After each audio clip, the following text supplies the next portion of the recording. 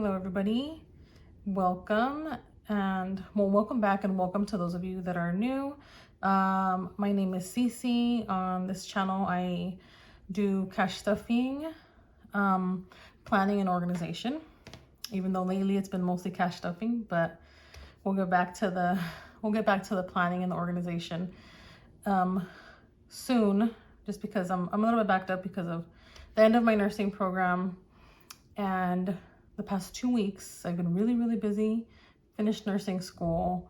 We participated in our pinning ceremony. And then the day after, we went to commencement. So really busy past couple of weeks, but still here. Gonna record this video and upload it. So let's get started, right? So this week I have $887 to cash stuff. And let me pull out my planning sheet. I'm gonna set this one to the side. And we're gonna start with rent like we always do.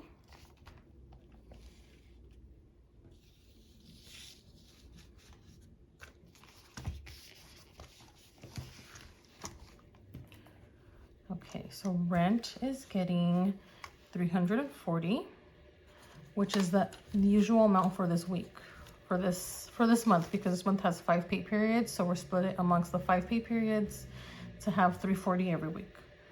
So $340, along with the amount that we have here.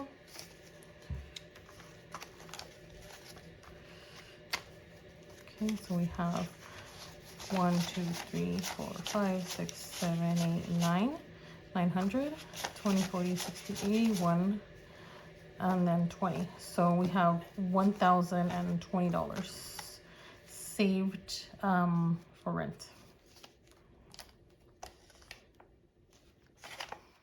Okay. So we have 2 more weeks left to finish that, and that's okay. And electric is getting, moving on to electric is getting 40.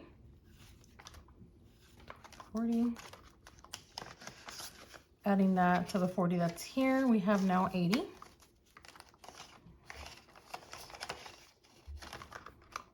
Internet is getting 15. So we're gonna do a 10 and a 5. Adding that to the 10 and 5 that's here, we have now 30.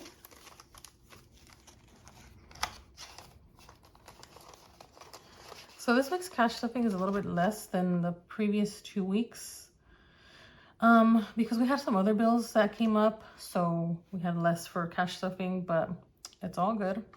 It's still a good amount of money to set aside for things, and we were still able to save for the majority of our sinking funds. So internet is done. Cell phones gets 38, so it gets a 20, a 10, 5, and then 3 ones, which are again the consecutive ones, which are very annoying to count, but at least we have them, right? 1, 2, 3. And then we're gonna add it to whatever we have here, which is 38 also, so 38 from last week, 38 from this week.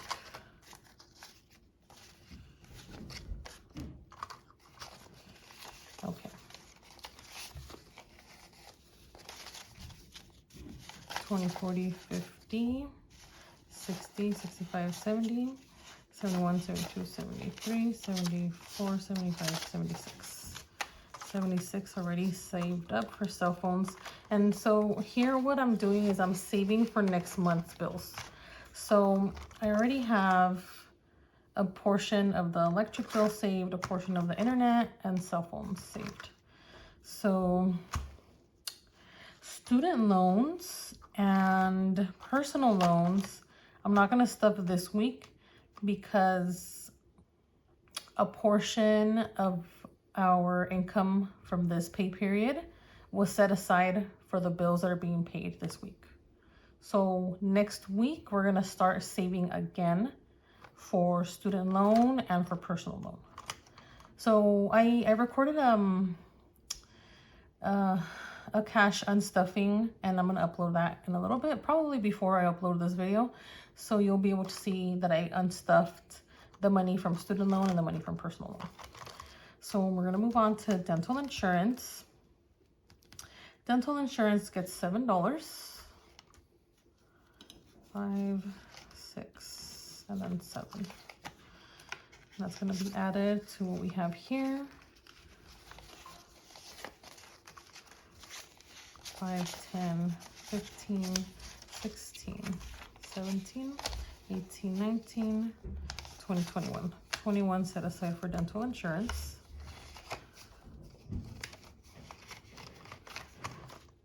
Health insurance gets 27. 25, and then 2 ones.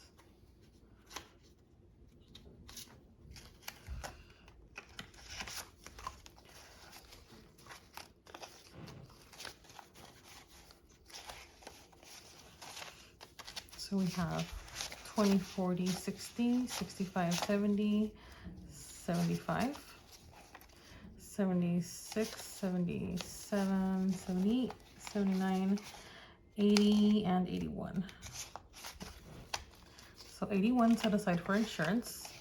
So health insurance, the total is 104 and change, and then dental is about 27. So originally I had these two together, and I find it better if I account for every bill separately, because they do get charged separately. It's not together, so it makes it better for me to track if I separate them on here.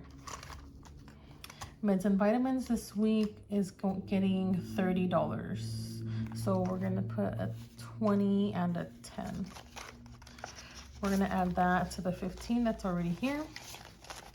So we have 20, 30, 40, 45.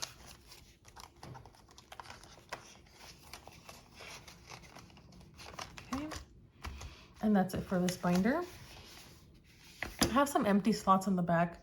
That's just because I don't have anything else to stuff for in this, but we'll leave it like that for now. We're gonna come into this. This is the long-term sinking funds, and we're able to set aside for the majority of these sinking funds this month. So we have our emergency fund fully funded with $1,000 here, and we're gonna do our auto registration. The auto registration is on a timeline, so I have to save a specific amount every week to make sure that we have our registration fully funded by the time that they're due. So one is due, I think, in August, and the next one is due in September. So we still have some time, but we still have to save. And so for, let's see, auto registration, this one I just bunch it together, and I'm okay with doing that.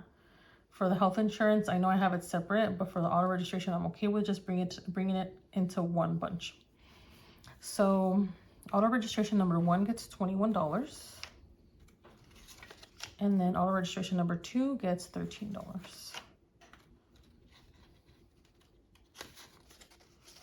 2 and 3. And honestly, this is the first time we've ever created sinking funds, or this many sinking funds for different things. We were usually just like paycheck to paycheck, and even though now we're still paycheck to paycheck technically, we're at least making sure that we set aside for things that are important that are coming up, so that we don't use credit cards, because our goal is to pay off all of our debt and not use credit cards anymore. So, okay, so I'm adding this to what we have saved. And we have 20, 40, 60, 70, 80, 90, and oh, there's a 5 here. 95, 96, 97, 98, 99, 100, 101, 102. So we have $102 here.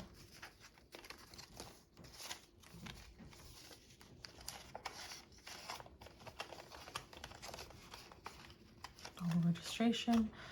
Auto insurance is getting $32. Again, this is on a timeline. So we have to save the $32 a week to make sure that we are fully funded by the time that our next auto insurance bill is due. I said 32, so I need a 10 also. So we switched over to, it's biannually auto insurance, so every 6 months. We switched over to that method last year in November because we saw that our rates were going to go up a lot. And I had the conversation with my husband. I figured if we just pay it all in one lump sum, we're probably going to save some money. And we did save some money by doing that. So we don't have to pay auto insurance monthly, which is great. But now we're making sure that we're being responsible and saving on a weekly basis so that we can have the money set aside for that. And let's see, auto insurance money. So we have 20, 40, 60, 80, 90, 91, 92,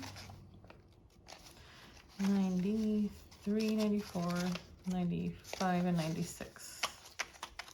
I know it says 800 here. I need to update that because it's not 800 anymore, because it's the way that auto insurance is, it always goes up. Your rates always go up no matter what. Even if you're a good driver, if you're a bad driver, obviously your insurance is gonna be more expensive. But even us being good drivers with no accidents, no speeding tickets, none of those things, our rates still go up. So I guess we're paying for the bad drivers. But anyway, that's a whole other conversation. Let me see here. I have auto maintenance and I'm putting in $5 this week. So because we have less this week, that's why this one's getting only $5. So we have 20, 40, 60, 70, 75, 80, 85. 85. Our goal is to have $1,000 in auto maintenance. And this is essentially going to serve as like an emergency fund for auto type. And that's what the point is. The point is to have the money available if something happens to any one of our cars. So if a car needs new tires, if a car needs anything, even as simple as an oil change, which we know has to happen in certain intervals, but at least we have money set aside for that for when it does come. So $1,000 is the goal for that one. Gym gets $5. Saving for the gym. Our gym renewal is going to be sometime next year in April. So $5 a week. And I'm behind on this one, but I'm okay with catching up later on down the road for this one.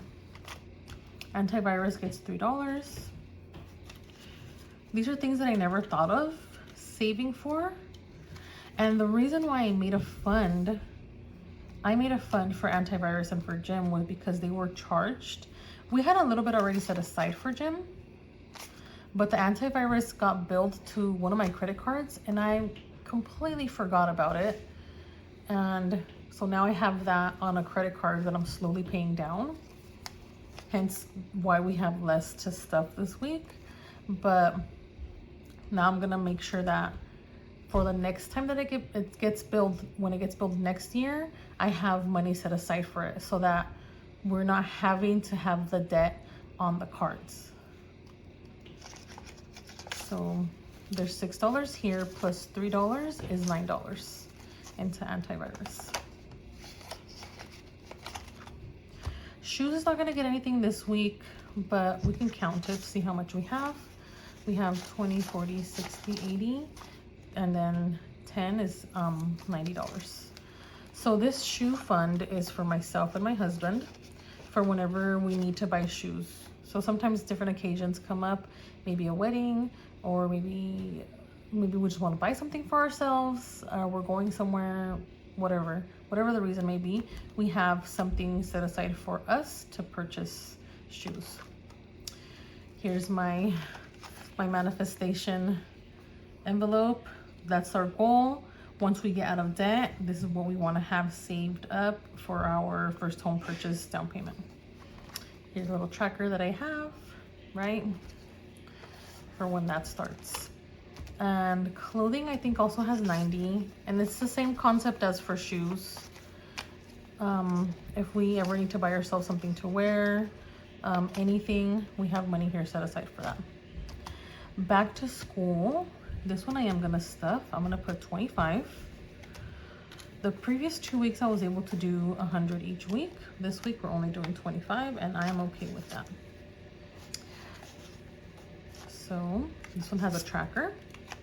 This one I purchased from Aya Plants, and I have it set so that each dollar sign is $20. So I'm able to fill in one this week. I'm gonna get my marker. Let me fill this in really quickly. We're doing $1 sign that we are filling in.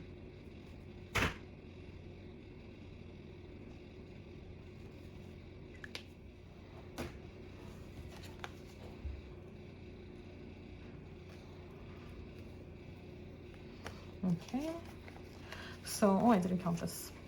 We have 100, 200, 20, and 5. So 225 set aside into back to school. So this is gonna fund everything for our kids that they might need for back to school. You know, the typical when you restock for your kids over the summer, shoes, clothes, undergarments, backpacks, everything. Our goal is 1,000 because we have 3 boys, and that might not be enough, but that's our goal to start. And then if when they start school we see that they need more, then we'll try to save up a little bit more for that. Travel is getting skipped this week, and Christmas is getting skipped this week, and I am okay with that. Let's put these over here. So I'm gonna come into my wallet now.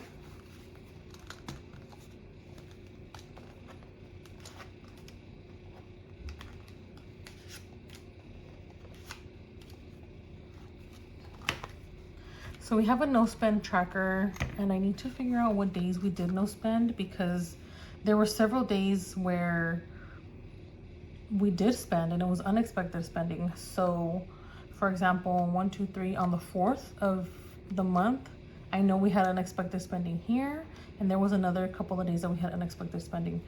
But for the most part, it's been days where we don't purchase unnecessary things. And let me fix this. So I'm gonna come back to this one. Gas is getting $100. There's $20 here left over from last week. So now we have 120. This is because it's more this week, I think, because we're gonna try we're gonna go see a friend that lives a little far away, and we're gonna spend more gas, so that's why. Groceries is getting 130, so 50, 20, 40, 60, and 80. That's right, that's our number, 130. Along with the 20 that was left over from last week gives us $150 into groceries. This is less than what we usually do, but we have a lot of leftover things left over from previous weeks. So it happens like that once in a while, where we have stuff left over in our fridge that we can still use this week. So the 3rd or 4th week of the month, we won't have to purchase as much groceries. Laundry is getting $30, so it's gonna get 2 10s and 2 5s. Okay, 2 10s and 2 5s into laundry, which is $30. Household is getting 20. That's this 20 here.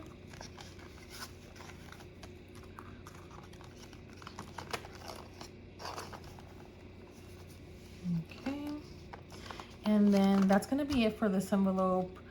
We're not gonna save for haircuts just yet. I have $10 in personal hygiene and we don't need anything yet. Everybody's good on deodorants. We have all of our hair care products, and we still have shampoo and conditioner and all of those things. So $10 just in case if we need anything, but we're not gonna put any more into it this week. And that's it for my wallet. Set that off to the side. So I have $6 left over in the money that we set aside for cash stuffing this week. So I'm gonna put those into my savings challenges, and I haven't figured out how or how much, but we'll see. I have, oh, somebody's honking out here. Here we have, let me see here. So my 1 and my 5 slot are already full in the 100 envelope challenge. I'm thinking, I think that I'm gonna skip this one this week. I'm okay with doing that because I'm not on a timeline to finish this challenge. I am on a timeline to do my sinking fund, which we already set aside for, and that's fine. So this one is gonna get skipped this week. And what we're gonna do is we're gonna save into, pull these here, put this off to the side. We're gonna set aside into this envelope here. We're in May, and we'll put $6 into the 4th week. And then next week is gonna be the 5th week of May, and I'm gonna be able to catch up and do this one that I skipped 2 weeks ago. So we're gonna put $6 here because something is better than nothing. $6, check mark, into our savings here.